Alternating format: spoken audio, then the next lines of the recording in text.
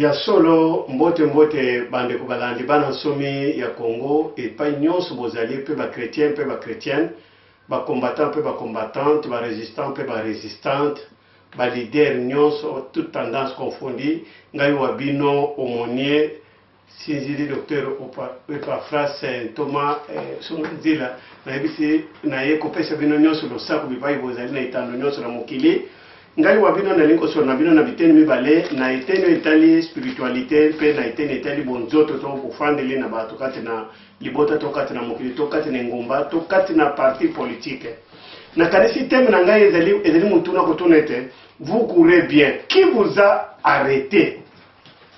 Vous courez bien. Qui vous a arrêté? Vous les combattants et les combattantes. Vous les résistants et les résistantes. Parfois vous êtes combattant dans l'esprit. Vous êtes combattante dans l'esprit ou combattant dans l'esprit. Vous êtes résistant. Vous résistez au diable chaque fois dans vos prières et dans vos activités et dans vos actes pour fouiller le péché. Vous êtes combattant ou combattante pour la libération de la République du Congo-Zaïre. Ndekuna ngai mulinga miyoka ngai malamu na poko na lelo motuna ezeli kotuna mepai na yo mama epai na yo papa ete vous courez bien bozala ko kima malamu nani atelemisi bino influence atelemisi bino euti wapi motuna yango wana oyo motuna oyo ezali moko na moko di photo mituna tango solo lobi ezali combattante na mabondeli combattante spirituelle mais posez-vous la question vous courez bien dans les temps. Dans les années passées, qui vous a séduit? Qui vous a arrêté? Votre combat s'est limité. Pourquoi? Votre puissance de prière ou votre motivation est ce qui pose nani? Nani a télémissi bio? Bible ne bête, tu vas pas la dire le bête. Votre là comme madame nani a télémissi bino? Influence ou est télémissi bino?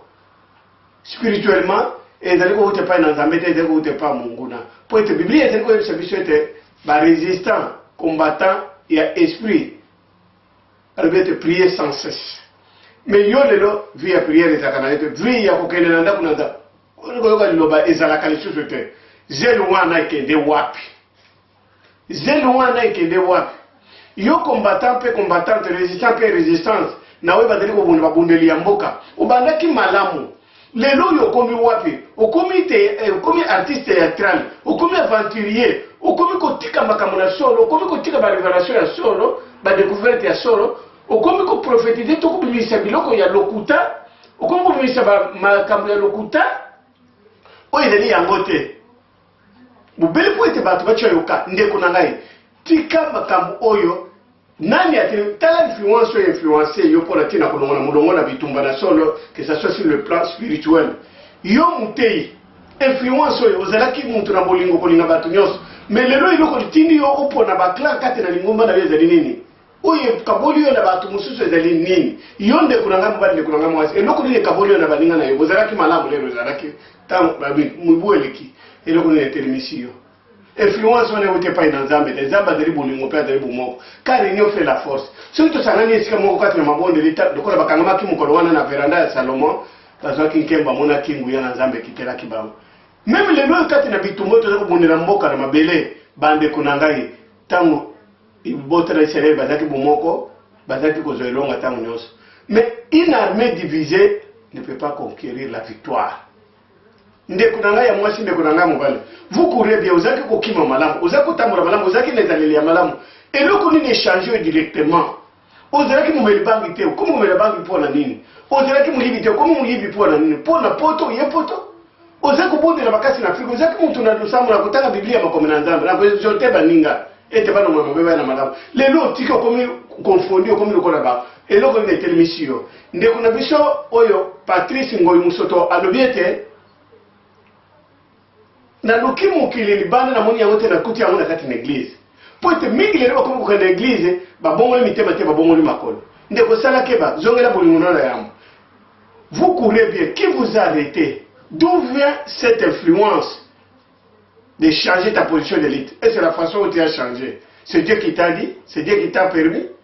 Ou influence ya bato. Ndeko. Paul a dit que toko kende kotanga mbangu penza na kati na mukanda na Nzambe tokokende kotanga na kati na mukana na 1 Timothée, tokotanga na mukana na 1 Timothée na chapitre 1 verset 18 à 20. Combattre le bon combat. Le commandement que je t'adresse, Timothée, mon enfant, selon les prophéties faites précédemment à ton sujet, c'est que d'après elles, tu combattes le bon combat, en gardant la foi et une bonne conscience. Cette conscience, quelques-uns l'ont perdue et ils ont fait naufrage par rapport à la foi. De ce nombre sont Hyménée et Alexandre que j'ai livré à Satan afin qu'il apprenne à ne pas blasphémer.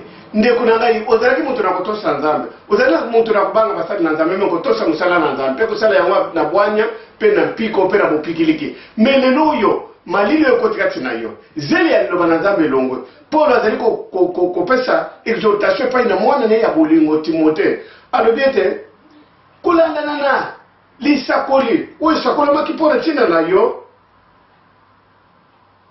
alobi ete il faut combattre obunde tumba penga na bopikilike tumba malamu obunde tumba malamu ya kubatela na kubatela kondima mpe na likanisi mpe na bososoli ya sembo po ete mingi lisosoli mpe bokanisi oyo mingi basili kobebisa yango basili kobongisa yango kulana na kondima basili kobongisa yango lokola baoyo bazalaki lokola Hyménée mpe Alexandre oyo Ntoma Paul a livré qui bango epai na shetani pour na komona influence mais qui bango na niveau moko incroyable a livré qui bango epai na shetani pour être Satan etanga ko nyonga bango ti ba ko reconnaître ba ko zongo ko ba ko senga bolibi sepai na nzambe ba ko zongela bolingo na bango na yambo ba ko banga nzambe ba ko tambola na itamboli ya solo na influence ya Saint-Esprit ndeko soki Saint-Esprit a influencer yo ndeko kozana bolingo kozana motema molayo kozana kimia kozana boboto kozana bopikiliki okoyika mpiko mais pour tous les deux, vous courez bien, vous combattez bien. Qui vous a arrêté? Qui a changé les combats? Qui vous a dit de changer la face? Au comme collabore tant moussous, n'habitumba mabela pour monde la mboka. Au comme collabore même spirituellement, au comme collaborer na diable. Au comme collaborer na bateau ya misala mabe ba ba dit Bible les écoles ba biso ton pour le mettre. Bo sala boyenge benina bino na ba païen baza banane. Et c'était kaka po ete moto abatisa maka azaka catholique non et c'était po ete moto abatisa maka aza pentecôtiste non na misala na milieu moto wana azali ko vivre na bonzambe to azali ko vivre na bon satan ndeko influence ni nememi yo ndeko nanga ya mwasi ndeko nanga ya mobali mosala na nzambe influence nememi yo ezali influence nini Toma Paul azali koloba aw azali ko exhorter mwana ne abolingo Timothée lokola Epaphras azali ko exhorter bino bana somme ya Congo spirituellement mpe politiquement tokende na lulenge ya malamu totika lokuta ta mususu lokuta de bebisiliti na yo combattant ta mususu ko bonde bebisiliti na yo ndeko nangai combattant pe comment ta mususu ba video ya lokuta to ba nini ba message vous avez ya yango ya lokuta ya nde BBC ba démonstration témoignage na yo nde commission mutu na lokuta crédibilité za société crédibilité za société parce que nous faisons constater dans la vidéo dans la média dans la nini dans la radio tout c'est filmé kuna le jour de jugement Bible le bete mutu na mutu akosamba kulana na biloba loba maloba na yo kolongisa maloba na ko koisa ba vidéo na biyo ko koisa yo pa phrase to ko sikola yo ba témoignage to ba découverte to ba recherche na yo ozalaki koya na yango bien sûr que diable azama bien sûr que oya za pouvoir za kunyokola mais pesa titato lipende ya solo la kisa bande kunjela ya bwanye ya piko ete to na soko lokoya na libuno maboko na mungu na te mais yo kamata lelo yo teni oyo mungu na late na yango manto ya mungu na oyo azana yango bizalele mabe ya lokuta ya ba montage yo zali koya na ngona kati na combat ozali koya na ngona kati na elite na ekobo bazana basi soki 6-7 yo pe combattant oza koya na kati na itumba na biloko wana yo pe combattant oza koya na esprit wana calomnie kila kati na lingoma na kola na kolo ba calomniateur bazali imene pe Alexandre baboka makina maboko na shetani pote shetani ani kola bango bayeba ko ya kozonga ko senga bulimi sipona ko yeba ko banga ko tuka nzambe bande Paul a exhorté Timothée makasi bana na nzambe tozaba Timothée ya lelo ya basi pe ya mibali bakombata tozaba Timothée ya lelo to tambola kati na libération ya mboko oyo toza kobunda kati na sincérité tosala biloko mpona kosala te tosala biloko mpona faveur na biso te nazali kokende kotanga na kati na mokanda na 1 Timothée epai wapi ntoma Paulo azali susu koloba 1 Timothée chapitre 9 na verset 24 à 27 totangi 24 à 27 le biboye. Ne savez-vous pas que ceux qui courent dans les stades courent tous, mais qu'un seul rapporte le prix? Courez de manière à les remporter. Tous ceux qui combattent s'imposent à toute espèce d'abstinence, et ils le font pour obtenir une couronne corruptible, mais nous faisons-le pour une couronne incorruptible. Verset 26. Moi donc, je cours non pas comme une aventure, je frappe non pas comme battant l'heure, mais je traite durement mon corps et je le tiens assujetti de peur d'être moi-même rejeté après avoir prêché aux autres. Avant tout le monde a exhorté Corinto à l'obéité. Alobete boyebite ite bato bakimaka mbangu na stade ou bien bato babetaka ndemo na stade bomona kasoki équipe mibale baza kobeta bawe bazele pa ina ba jouer na bango baza kolite ite to gagner match oyo bakurero bakuraka na ba vélo to na ba moto to na ba voiture rallye basala kete na bima le premier pona zo motole oyo ekobebaka akozwa mbongo ekosilaka akozwa bandako esilaka ba vieux ekufaka mende kuna ngai Paul alobete mais biso tozali kokurir mpona kozwa motole incorruptible bande Congo tozali kobundela po ete ezala libéré ezali bolamu to bomengo oyo incorruptible bande bakristo nyonso bozali kobunda mpona ntina ete motole na nkembo na nzambe elatisama na mitu na bino bao bazali kolinga omonisa ete nkembo na Jésus c'est le roi des rois, le seigneur des seigneurs bandeko ezali vaine te Paul alobi ete nazali kobeta mopoto pamba te nazali kobeta mopepe te me nazali kobeta nzoto na ngai makasi po ete mokolo wana nsima na ngai kosakola bato mosusu bakoti na mokolo na nzambe ngai natikali kuna sincere te ndeko bunda de sorte ke mokolo kongo ekozala libéré osepela mpe olia miele na Congo kubunda te na ndenge ete mokolo kongo ekosikalama otelema bate mission esandiso na tribunal te ndeko na ngai te to rate te tozanga moya ya kozonga so na Congo te yango wana biblia elobi ete tobunda lokola bato baza kobunda alobi ete boyebi te ete bakimaka mbango wana bakimaka ebele me moko nde alongaka aremportaka alobi courez d'une manière à remporter. Vous courez bien, qui vous arrêtez, ma soeur, mon frère, serviteur, servante, chrétien, chrétienne, combattant, combattante, résistant, résistant. Vous courez bien, leader politique, leader des ONG, leader des alliances. Vous courez bien. Nani a changé binolite? O changé pour nani? Pour na kuruka gloire et pas na batu. Batu bakumisa yo, batu batombola yo, batu banetola yo. Orke muntu lelo akonetola yo, lobi kaka muntu akonetola yo. Akosabote. Lelo to boni. Batu ya mayele, batu na bwanya oyi bazalaki batonda ki na ba parti politique na ko kopesa même exemple ebele. Lelo basabote, saboli bakonzira bango bazali konetola yo, bazali kokumisa. Saboli ba. Combattons le bon combat. Vous courez bien, qui vous a arrêté? Bande kwa bole. Apo la zako exhorta le viete. Ba bazako ki mambangu na objectif ya kozo soko eloko songolo. Bazako mipekisha na masanu nyosho zako le kalibana. Tala muntu azoki mana velo. Soko bwakile même mai, même pilipili. Même ofingi ya kotele matebo bunda. Hier azali ko fixer objectif na ezali de l'avant pour ta gagner mutole. Et biso tuzeko bunda na mulimo mpona kozo mutole mukobeba kate. Mais ba bakoki bakana mukili mpona kozo mutole muzali kobeba. Mais ndeko na chrétien et chrétien bazali ko exhorter yo. Tellement ngwikate na mabonde, tellement ngwikate na ko yoka liloba na Nzambe mpe ko partager liloba na Nzambe. Ndeko za malamu.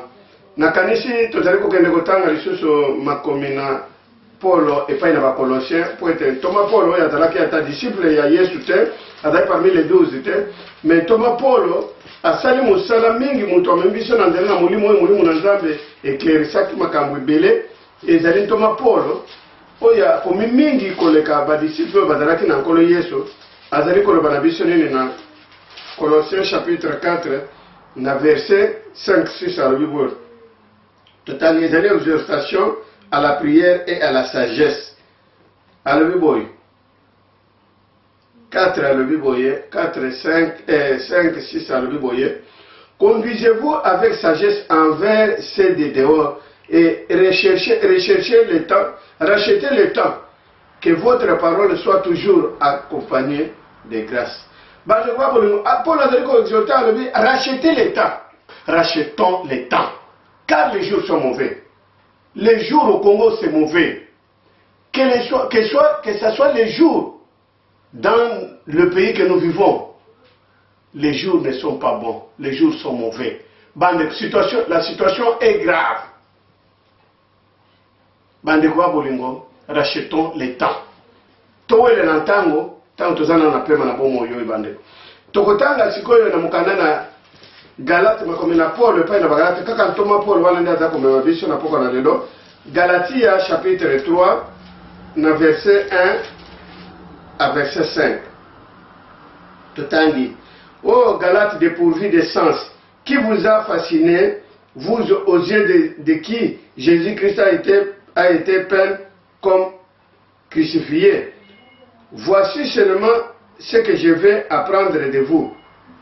Et c'est par les œuvres de la loi que vous avez reçu l'Esprit de Dieu par la prédication de la foi. Êtes-vous tellement dépourvu de sens? Après avoir commencé par l'Esprit, voulez-vous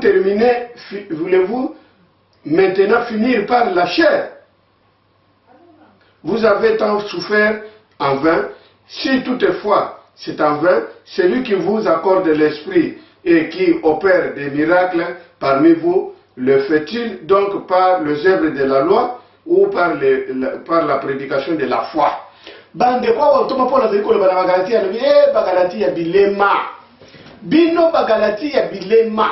Paul alobi nani aloki bino? Qui vous a ensorcelé? Vous les combattants dans l'église, vous les combattants spirituels, vous les combattants et combattantes, vous les résistants et les résistantes. Qui vous a ensorcelé? Vous les serviteurs qui sont dans les combats, qui vous a ensorcelé? Vous les combattants. La façon où vous menez maintenant les combats à l'extérieur du pays, ce n'est pas la façon où Dieu veut que nous soyons des combattants. Est-ce que c'est normal de combattre? Yo maman, yo tata, combattant, résistant. Que ce soit en dehors des choses spirituelles. Est-ce que le combat où ils ont des éliango, yo cadre politique, yo leader politique, modèle où ils ont même la battre. Yo leader et résistance, modèle où ils ont même la battre. Est-ce que c'est la bonne façon? Modèle où ils ont même la battre. Est-ce que c'est ma combi battre contre yo, le ils ont même? Est-ce que c'est fait la yango? Qui vous a ensorcelé? Nani a bloqué bino? Nani a bloqué bino? Si vous n'avez pas si bambula na bambula, zonga si vous bini to yembi, vérité des îles, boy. Élection ou pas élection? Est-ce que modèle aux élèves okende? Et d'ailleurs modèle au badaki na moto tout ko changer vite. Pour l'influence, pour influencer ba. Pour être aux allez influencer les locaux songolo, to na moto songolo la kaki les locaux songolo, to ma bongi songolo. Yango changer vite. Totangi susu na Galatia kaka mukanda na suka po ete tosukisa na kanise na lobaki ete la kozala mokosete Galate kaka makomena Thomas Paul nde mutu azali na biso lelo Thomas Paul Galate chapitre 1 verset 10 verset 10 c'est le boy et maintenant est-ce la faveur des hommes que je désire ou celle de Dieu? Est-ce que je cherche à plaire aux hommes? Si je plaire encore aux hommes, je ne serai pas serviteur de Christ. Bande kunanzela na mulimo ezana batu mingi to basali na nzamba zali ko bakomo kamba beglise to kamba bampate selon influence ya mokili, selon dicté ya bato songolo po muntu wana zala misolo beleye muntu asimbi eglige muntu afutaka courant afutaka nyos afutaka ba voyage ce ka rabike tsala bo osali yango to gouvernement ya mokili ndeza comme ko kamba église lelo bozomo na bilo moko bomona influence ko tika tena nini na mangomba lelo ezali pour influence ba ser songolo ko ba ser songolo bazana moyen bazana tukuta nde ba influencer pasteur ezali pour la kisi songolo pasteur asimi pour na amoni fulo yeye pasteur a comme influencé aller sur la direction à mon sans douter. Vous allez comme on a vu ce qui se passe dans le monde. Na basali na Nzambe, que ce soit dans le plan politique. Bon mon mboka na biso baby mingi, c'est nous les serviteurs. Même à l'étranger ici, c'est que nous les serviteurs, nous sommes en train de faire, ça honore pas Dieu. Au commencement, nous avons commencé bien. Lutte spirituelle, combattre avec les démons, prier pour les gens, prier pour le pays. Faites des délivrances pour les gens, mais aujourd'hui, les lots bon de délivrance. Et comme il y a un bon, au bon lit guérison, comme il y a un bon, au bon lit, matin, comme il y a un bon, au bon lit, ma cambo belé au changé. Ma balle à bateau, comme vous bébis, au changé. Influenceur ou qui parle. Posez-vous la question, vous courez bien, qui vous a ensorcelé, qui vous a arrêté. Cette influence, posez-vous la question, ça vient de Dieu ou ça vient des hommes. Pour la hauteur de la sur total Galate 1:10, ça vient de.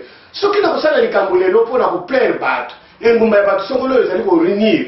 Pour la saboter, pour la ça, les locaux songolo. Est-ce que ça veut monter le binayo? Après, on dit que c'est Dieu. Je dépose tout entre les mains de Dieu. Non, d'accord. Comment on a dans mon commentaire, parce que c'est l'influence diabolique, démoniaque. Que ce soit la place spirituelle, au Kutongi Lingomba, sans volonté, ni appel, ni onction. Aux sans provision, des versets dans la poche. Faites attention. Que ce soit la politique, et ça, tout le monde va même parti politique, ONG, parti à résistance, sans fondement. Nous avons des Zambé. Zambé, la tienne Zambé, n'a pas de boss.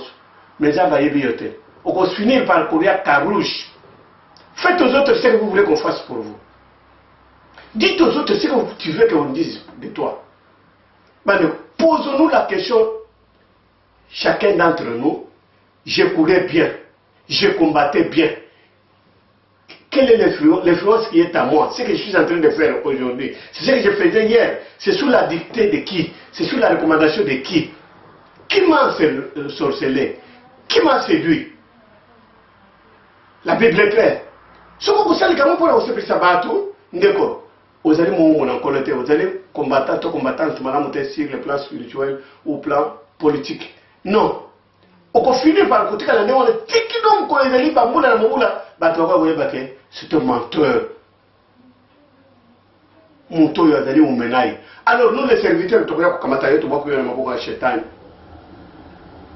Que ce soit nous les serviteurs, moi aussi je vais me poser la question parce que cette prédication, cette exhortation, c'est venu aussi pour moi. J'ai dit comme l'apôtre Paul disait que le Seigneur Jésus-Christ est venu dans le monde pour sauver les pécheurs. D'où moi et par phrase méoc.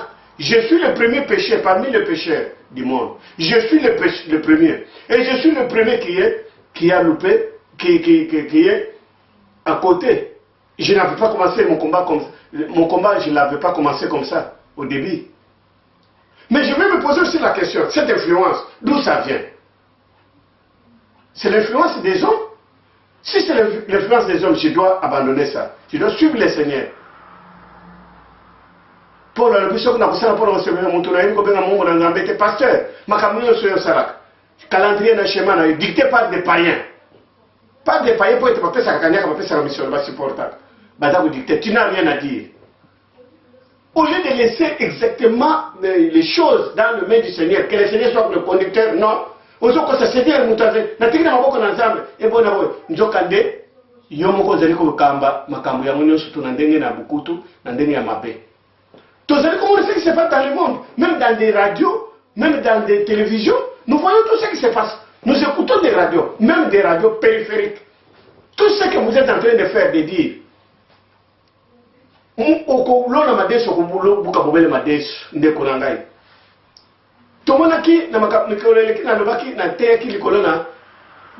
jugement,